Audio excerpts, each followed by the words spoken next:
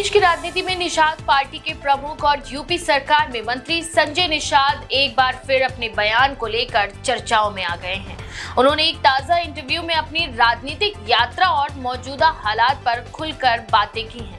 इसमें खास बात ये रही कि उन्होंने समाजवादी पार्टी और भारतीय जनता पार्टी के प्रति अपने रुख को बेबाकी से रखा है। संजय निषाद ने कहा कि अगर समाजवादी पार्टी ने दरवाजा बंद न किया होता तो वह वहां बने रहते, लेकिन जब सपा ने उन्हें दरकिनार कर दिया तब उन्होंने भाजपा का दरवाजा खटखटाया और वहां उन्हें सम्मान मिला।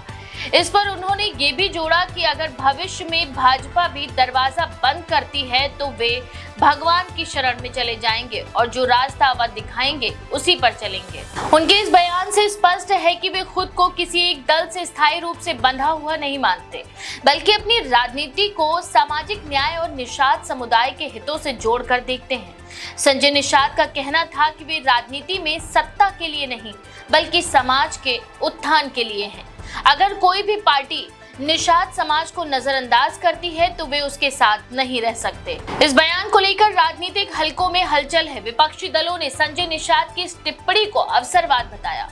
कांग्रेस और सपा नेताओं ने कहा कि सत्ता में बने रहने के लिए संजय निषाद किसी भी विचारधारा को त्याग कर सकते हैं। वहीं भाजपा के भीतर भी उनके इस बयान को लेकर मिश्रित प्रतिक्रियाएं हैं।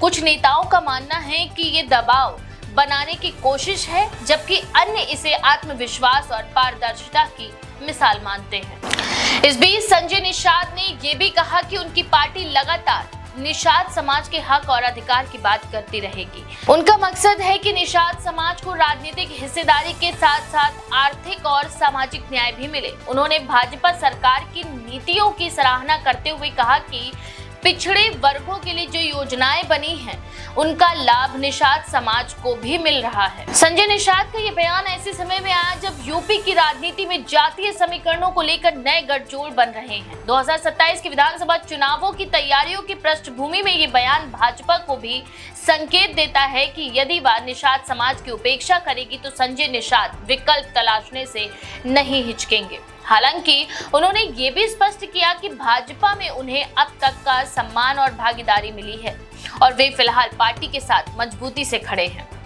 उनकी निषाद पार्टी जो पिछड़े और विशेष रूप से मल्लाह, केवट, बिंद, कश्यप, कहार आदि जातियों का प्रतिनिधित्व करती है, भाजपा के साथ गठबंधन में है और पिछले विधानसभा चुनावों में इस गठबंधन को अच्छा समर्थन मिला था। संजय निषाद के इस बयान से एक और भाजपा को अपने सहयोगियों के हितों को लेकर सचेत रहने का संदेश मिलता है, तो वहीं दूसरी ओर विपक्ष को भी ये सोचने को मजबूर करता है कि क्या वे उन सामाजिक वर्गों को वापस अपने पाले में ला सकते हैं जिन्हें उन्होंने अतीत में खो दिया। फिलहाल सियासी पंडितों के अनुसार संजय निषाद का ये बयान 2027 की चुनावी जमीन तैयार करने की एक रणनीतिक चाल भी हो सकती है, जिससे वे भाजपा पर दबाव बनाकर अपनी पार्टी की स्थिति और मजबूत कर सकें।